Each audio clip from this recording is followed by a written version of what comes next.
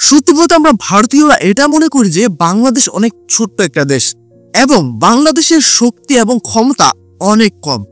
আসলে কি বাংলাদেশ ছোট্ট দেশ হওয়া সত্ত্বেও বাংলাদেশ শক্তি কি অনেক কম? আর যুদ্ধক্ষেত্রে বাংলাদেশ কতটুকু বা এগিয়ে থাকতে পারবে? তার সাথে বাংলাদেশের আর্মড ফোর্সগুলোর কাছে কি কি রয়েছে এবং এগুলোর শক্তি কতটুকু, সবকিছু কিন্তু আজকের ভিডিওতেই জানতে পারবে। ইয়েস গাইস, আজকের ভিডিওটা খুবই ইনফরমেটিভ এবং খুবই ইন্টারেস্টিং হতে যাচ্ছে। হ্যাঁ, আজকে সম্পূর্ণ ভিডিওটা দেখলে আপনারা আমার মতো চমকে যাবেন, মাথায় হাত পড়ে যাবে যে বাংলাদেশ কতটা শক্তিশালী। হ্যাঁ, আমাদের ভারতীয়দের অনেকেরই মুড চেঞ্জ হয়ে যাবে ভিডিওটা দেখার পরে। আর আজকে আমি যে ভিডিওটার উপর রিয়েক্ট করতে যাচ্ছি সেটা চ্যানেল ইউনিক ইউটিউব চ্যানেল থেকে নেওয়া একটা ভিডিও। আর চ্যানেল ইউনিক হচ্ছে বাংলাদেশের খুবই পপুলার একটা ইউটিউব চ্যানেল, তাদের প্রতিটা ভিডিওই অথেন্টিক ভিডিও। তো আশা করি আজকে সম্পূর্ণ ভিডিওটা আপনাদের কাছে খুবই ভালো লাগবে এবং আপনাদের বাংলাদেশ সম্পর্কে অনেক ভুল ধারণা একদমই ক্লিয়ার হয়ে যাবে। তার সাথে যদি আপনি একজন ভারতীয় হয়ে থাকেন তাহলে তো আজকের ভিডিওটা আপনার জন্যই। তাহলে চলুন বিস্তারিত বিষয়টা জেনে আসি। Let's start it.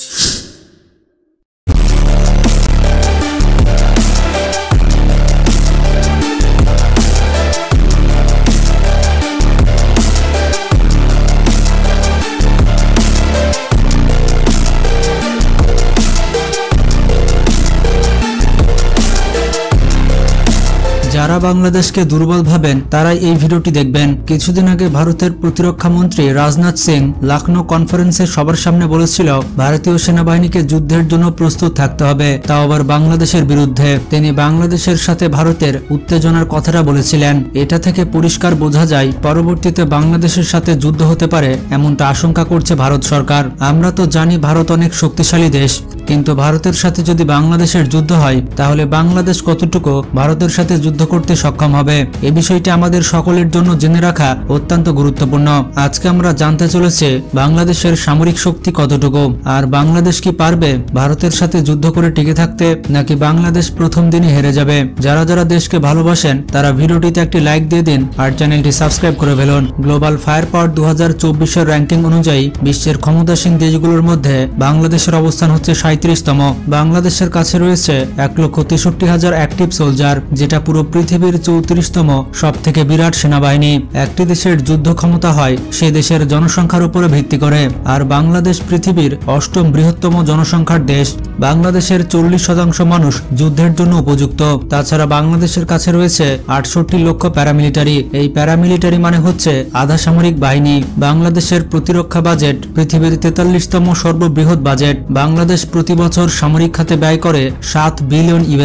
ক্রয় ক্ষমতার দিক থেকে বাংলাদেশের অর্থনীতি পৃথিবীর 27তম, যেটা বাংলাদেশের যুদ্ধ ক্ষমতাকে অনেক গুণ বৃদ্ধি করেছে। আপনারা যারা মনে করছেন বাংলাদেশ অতি দুর্বল রাষ্ট্র, তাহলে আপনাদেরকে বলে দিতে চাই বাংলাদেশের কাছে রয়েছে 350টির বেশি যুদ্ধ ট্যাঙ্ক, এর পাশাপাশি 13,000-এর বেশি সামরিক যান রয়েছে। আর গ্লোবাল ফায়ার পাওয়ারের রিপোর্ট অনুযায়ী বাংলাদেশের কাছে 450টির বেশি কামান রয়েছে, এর মধ্যে স্বয়ংক্রিয় কামান রয়েছে 300টি।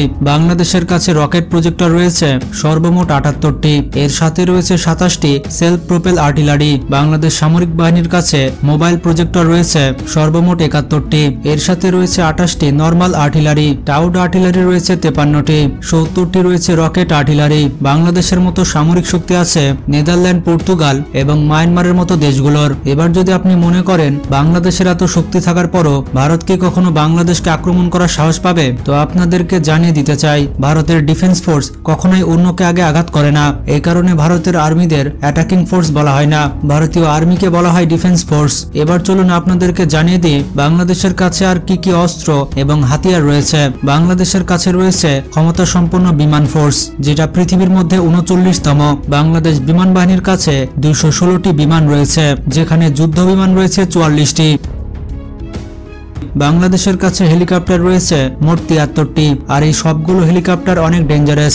বাংলাদেশ বিমান বাহিনীতে 16টি F-7 যুদ্ধ বিমান রয়েছে, তার সাথে 9টি কে প্রশিক্ষণপ্রাপ্ত বিমান রয়েছে। শুধু এতটুকুই নয়, 15টি রয়েছে L-7 বিমান এবং 23টি PT-6 প্রাথমিক বিমান। এর সাথে রয়েছে Mi-71 যুদ্ধ বিমান, 2টি W-3 সামরিক বিমান। 2011 সালে বাংলাদেশ বিমান বাহিনী বেশ কয়েকটি ডেঞ্জারাস বিমান কিনেছে, যেগুলোর মধ্যে সবগুলোই ভয়ঙ্কর এয়ারক্রাফট, যার সাহায্যে আকাশ থেকে ভূমিতে নৌবাহিনীতে এবং ভূমি থেকে আকাশে যে কোনো লক্ষ্যবস্তুতে হামলা করতে সক্ষম। বাংলাদেশ বিমান এখানে একটা বিষয় না বলে পারছি না, বাংলাদেশ বিমান বাহিনীর বর্তমান যে অবস্থা যদি উন্নত না করা হয় তাদেরকে, তাহলে কিন্তু আমার মনে হয় যে কোনো সময় হোক সেটা যুদ্ধের ক্ষেত্রে বা যে কোনো অভিযানে সমস্যায় পড়ে যাবে।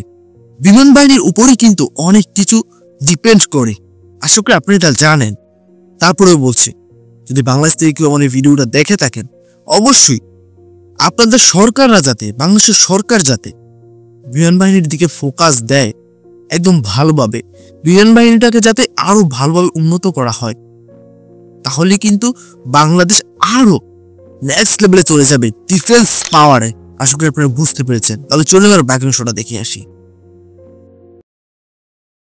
বাহিনী সম্প্রতি চীন থেকে 2 রেজিমেন্ট বিমান ক্রয় করেছে। কিছুদিন আগে বাংলাদেশ বিমান বাহিনীতে যুক্ত হয়েছে JS-11B। এটা একটি বিপজ্জনক রাডার ব্যবস্থা। এগুলো আকাশের মধ্যে চলন্ত অবস্থায় বুঝতে পারে আশেপাশে কোনো শত্রু বিমান আছে কিনা। এর সাথে অনেক পাওয়ারফুল হেলিকপ্টার রয়েছে। আপনারা বাংলাদেশ বিমান বাহিনী সম্পর্কে ভালোমতো জানলেন।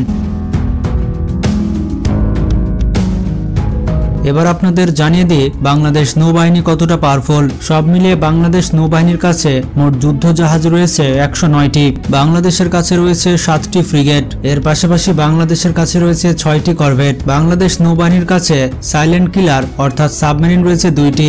বাংলাদেশ সরকারের উদ্যোগে 2030 সালের মধ্যে বাংলাদেশ সামরিক বাহিনীকে আরো বেশি করে উন্নত করার জন্য নতুন ধরনের যুদ্ধ সরঞ্জাম ক্রয় করা হচ্ছে এবং 30 সাল পর্যন্ত করা হবে। মাঝে মধ্যে এমন দেখা যায় মিয়ানমারের রকেট বাংলাদেশের সীমানায় ঢুকে পড়ে, অনেক সময় মিয়ানমারের প্লেন বাংলাদেশের সীমানা লঙ্ঘন করে। এরকম অবস্থায় বাংলাদেশের কাছে যদি সারফেস টু এয়ার মিসাইল থাকে, তাহলে কোনোভাবে মিয়ানমারের রকেট কিংবা যে কোনো ধরনের সামরিক যান বাংলাদেশের বুকে প্রবেশ করতে পারবে না। এটি বাংলাদেশ সেনাবাহিনীতে যুক্ত হয়ে গেলে সেনাবাহিনীর জন্য একটি বড় আশীর্বাদ মনে করা হবে।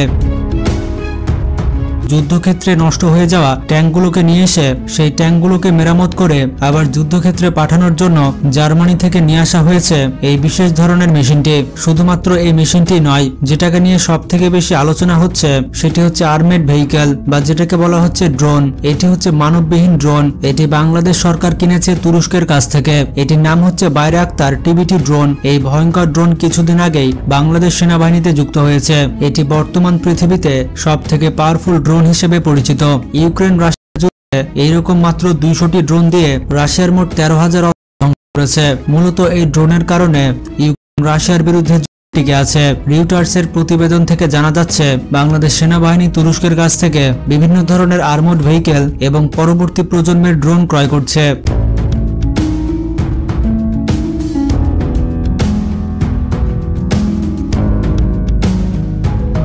এছাড়া নৌবাহিনীর জন্য চায়না থেকে ফ্রিগেট আর বিভিন্ন ধরনের মিসাইল এবং উপকরণ ক্রয় করছে। এছাড়া চীনের সহযোগিতায় সাবমেরিন ডক নির্মাণ করে। এখানে আরেকটা বিষয় বলি, বাংলাদেশ নৌবাহিনী যতটুকু পাওয়ারফুল আছে ঠিক আছে, কিন্তু এখানে আরেকটা বিষয় আছে। আপনারা হয়তো বিভিন্ন নিউজ পোর্টালে গেলে বিষয়টা জানতে পারবেন বা হয়তো অনেকে নিউজে দেখেওছেন যে মিয়ানমারের নৌবাহিনী বাংলাদেশের বাংলাদেশ সীমানার কাছে এসে বাংলাদেশের জেলেদেরকে ধরে নিয়ে গিয়েছে। বিষয়টা হয়তো অনেকেরই জানা। তো এগুলো কেন করতে পারছে? কারণ বাংলাদেশ নৌবাহিনীর কাছে অত্যাধুনিক সেরকম কিছু হয়তো নেই, সেজন্য কিন্তু এগুলো করতে পারছে মিয়ানমারের নৌবাহিনী। তাহলে অবশ্যই বাংলাদেশ সরকারকে যেই কাজটা করতে হবে সেটা হচ্ছে বাংলাদেশ বিমান বাহিনী এবং বাংলাদেশ নৌবাহিনী এই দুই বাহিনীকে যথেষ্ট শক্তিশালী করতে হবে এবং অনেক উন্নত ধরনের ইকুইপমেন্ট দিতে হবে। আর বাংলাদেশ সেনাবাহিনীর কথা সেটা আমরা কমবেশ সবাই জানি, অত্যন্ত পাওয়ারফুল একটা বাহিনী এবং তাদের যে পেশাদারিত্ব রয়েছে, যে অভিজ্ঞতা রয়েছে সেটা সম্পর্কে আশা করি কমবেশ সবাই জানেন। তাহলে চলুন এবার বাকি অংশটা দেখে আসি। সাবমেরিন ডক নির্মাণ করা হচ্ছে, এর সাথে বিভিন্ন সুযোগ সুবিধা নিশ্চিত করা হয়েছে। শুধু এতটুকুই নয়, ইটালি থেকে ইউটিলিটি হেলিকপ্টার নিয়ে আসা হয়েছে। এই হেলিকপ্টার নিয়ে আসা হয়েছে নৌবাহিনীর জন্য এবং কানাডা থেকে অটোমেটিক হাতিয়ার, এর সাথে নিয়ে আসা হয়েছে পাওয়ারফুল স্যাটেলাইট সিস্টেম। সব মিলিয়ে বলা যায় বাংলাদেশ এক নতুন প্রজন্মে পা দিয়েছে। এতক্ষণ আমরা বাংলাদেশের সামরিক শক্তি সম্পর্কে জানলাম, আর যেটা থেকে আপনারা বুঝতে পারলেন বাংলাদেশকে আক্রমণ করা অতটাও সহজ নয়।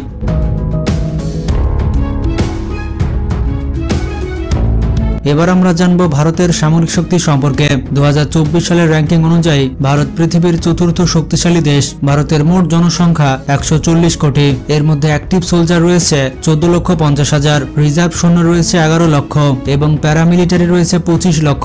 সব মিলিয়ে বলা যায় ভারতের সৈন্য শক্তি অনেক বেশি। পৃথিবীর দ্বিতীয় সবথেকে বড় সেনাবাহিনী ভারতের কাছে রয়েছে। বর্তমানে ভারতের সামরিক বাজেট হচ্ছে $54 বিলিয়ন। ভারতের কাছে যুদ্ধ ট্যাঙ্ক রয়েছে 4660টি, পেট্রোল ভ্যাসেলস রয়েছে 1,48,000। ভারতের কাছে সেলফ প্রোপেল আর্টিলারি রয়েছে 100টি, টাউড আর্টিলারি রয়েছে 3300টি, MLRS রয়েছে 1500টি। এবার যদি আমরা ভারতের বিমান বাহিনীর কথা বলি তাহলে ভারতের বিমান বাহিনী পৃথিবীর চতুর্থ শক্তিশালী বিমান বাহিনী। ভারতের বিমান বাহিনীর কাছে মোট বিমান রয়েছে 2200টি। এর মধ্যে যুদ্ধ বিমান রয়েছে 577টি। এর মধ্যে বেশ কয়েকটি বোমারু বিমান রয়েছে। অ্যাটাক ড্রোন হিসেবে রয়েছে অ্যান্ট্রন অ্যাটাক ড্রোন। তাদের ইলেকট্রনিক ওয়ারফেয়ার হিসেবে রয়েছে FI-A-15। যুদ্ধক্ষেত্রে শত্রুপক্ষের নেটওয়ার্ক বিচ্ছিন্ন করা এবং তাদের ধ্বংস করার জন্য এই ধরনের বিমানগুলো কিন্তু ব্যবহার করা হয়। ভারতের বিমান বাহিনীতে ফাইটার জেট হিসেবে রয়েছে সুখোই এবং MiG-29। এর সাথে রয়েছে মিরাজ 2000, রয়েছে MiG-21 এবং রাফাল।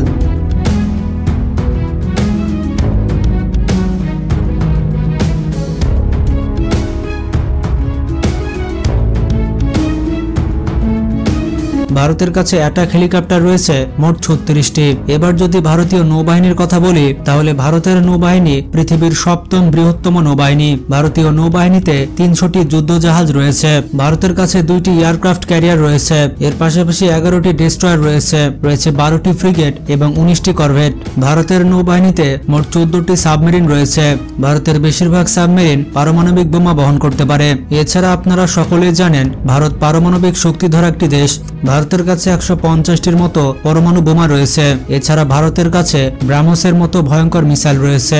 সব মিলে ভারত কিন্তু অনেক শক্তিশালী একটি দেশ। তবে ভারতের শত্রু বিবেচনা করলে এই সামরিক শক্তি যথেষ্ট নয়। চীন এবং পাকিস্তানের মতো সামরিক শক্তিশালী দেশের বিরুদ্ধে ভারতের এই সামরিক শক্তি যথেষ্ট নয়।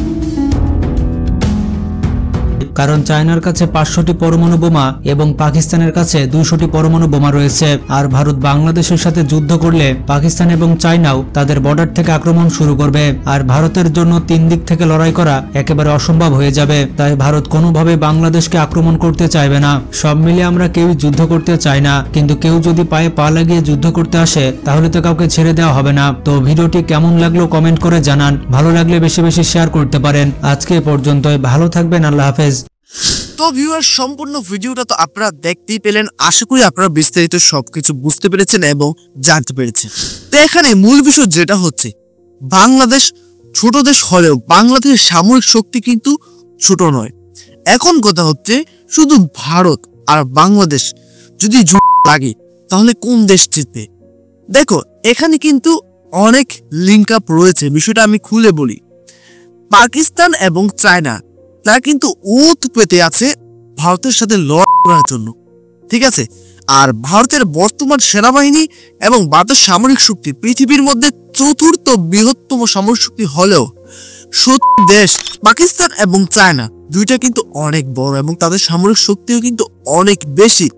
প্রায় ভারতের থেকেও বেশি সামরিক শক্তিতে উন্নত আছে চায়না এবং পাকিস্তান ভারতের সমকক্ষ। আশা করি বুঝতে পেরেছেন। এখন বাংলাদেশের সঙ্গে যদি ভারতের সমস্যা বাঁধে তাহলে ওই দুইটা দেশ কিন্তু এই সুযোগটাকে কাজে লাগিয়ে ভারতের 12টা বাজিয়ে দিবে। এজন্যই ভারত কখনো বাংলাদেশের সঙ্গে ঝামেলায় যাবে না, এটা আমার বিশ্বাস। এখন আরেকটা বিষয় বলি, আমি চাই না দুই দেশের মধ্যে কোন ধরনের সমস্যা হোক। দুই দেশের ব্যাপক ক্ষতি হবে, এখানে অনেকের প্রাণহানি হবে, আর এটা আসলে খারাপ লাগবে। আমারও প্রাণহানি হতে পারে, আপনারও হতে পারে। তো সেজন্য আমরা সবাই সৃষ্টিকর্তার কাছে প্রার্থনা করব যাতে দুইটা দেশই ভালো থাকে, সম্পর্ক ভালো হয় এবং কোনো ধরনের সমস্যা না হয়।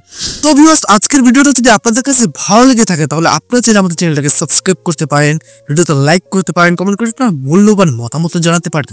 তাহলে আজকে এখানেই বিদায় নিচ্ছি। দেখা হবে পরবর্তী কোনো একটা ভিডিওতে। ততক্ষণ পর্যন্ত সকলে ভালো থাকবেন, সুস্থ থাকবেন। Tata, bye bye.